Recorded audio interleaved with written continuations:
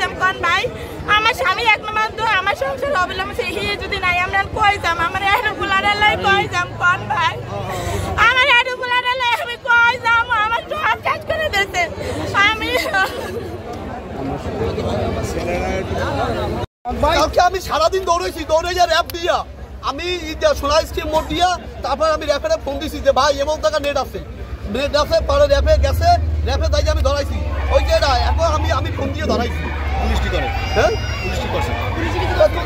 police কি করছে আমি তো র্যাপ দিয়ে র্যাপ ফোন দিছি র্যাপের লাগাবার লোক পুলিশে কোনো কাজ করে না এবার র্যাপের ফোন দিয়ে আমি এবার দাঁড়িয়ে করতেছে না পুলিশের তথ্য দিয়েছে না তথ্য আমি দিছি আমি সেনাবাহিনীর ফোন দিছি যে ভাই আমি সকালবেলা বাইরেছি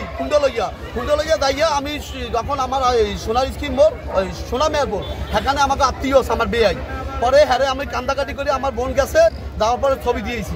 পরে আমার বেয়াই কইছে সন্ধ্যার সময় এমন জায়গায় যে ইফতারি কিনতে আছে তারপরে আমরা এই তদন্ত র্যাপের আমার র্যাপের নাম্বার ছিল এবং ডিবির নাম্বার ছিল তাদের ফোন দিয়েছি যে স্যার তারা তো এমন জায়গায় আছে পরে কয় আচ্ছা ঠিক আছে আমরা আসতেছি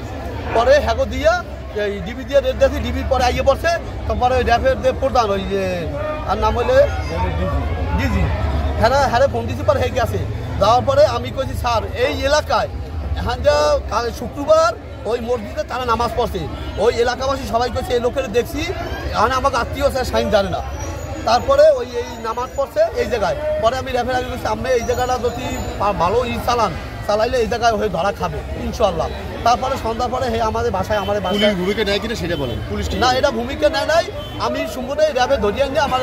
ভূমিকা নেয় না ওই পুলিশে র্যাবে ধরিয়ে নিয়ে তারপর নির্দেশে সেটা বলেন পুলিশে আমি তো দেখি না পুলিশের কোনো ভূমিকা আমি তো দেখছি র্যাপে দৌড়াইতেছে র্যাপে ইয়ে ধরিয়ে ধরতেছে দিচ্ছি আমার সাথে আমার মিনিমের ভূমিকা নাই এইসব দেখি আমি তাদের আর এটাতে আমার তো আমি তো দৌড়াবো পারো এটা আমি দৌড়েছি এটা দৌড়ানোর কথা কার এটা দৌড়াবে তো প্রশাসন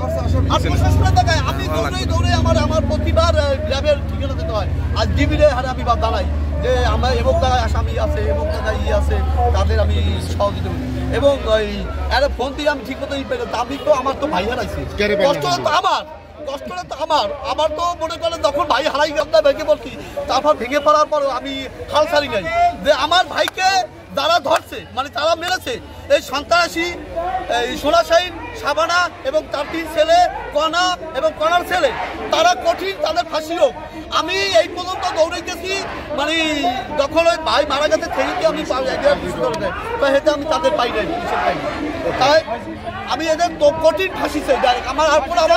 আমি তাদের ফাঁসি চাই এই সুরুজ হত্যার প্রতিবাদে আপনারা রাজপথে নেমে এসেছেন এর জন্য আপনাদের কাছে সকলের কাছে আমি চিরকৃতজ্ঞ আপনারা এভাবে আমাদের পাশে থাকবেন আমাদের এই সুরুজ হচ্ছে কারো ভাই কারো সন্তান এক বোনের হাজবেন্ড পিতৃহারা সন্তান এর হত্যা সুষ্ঠু বিচার এবং দৃষ্টান্তমূলক শাস্তি ফাঁসি না হওয়া পর্যন্ত আমরা সবাই রাজপথে থাকবো ঐক্যবদ্ধ হয়ে থাকবো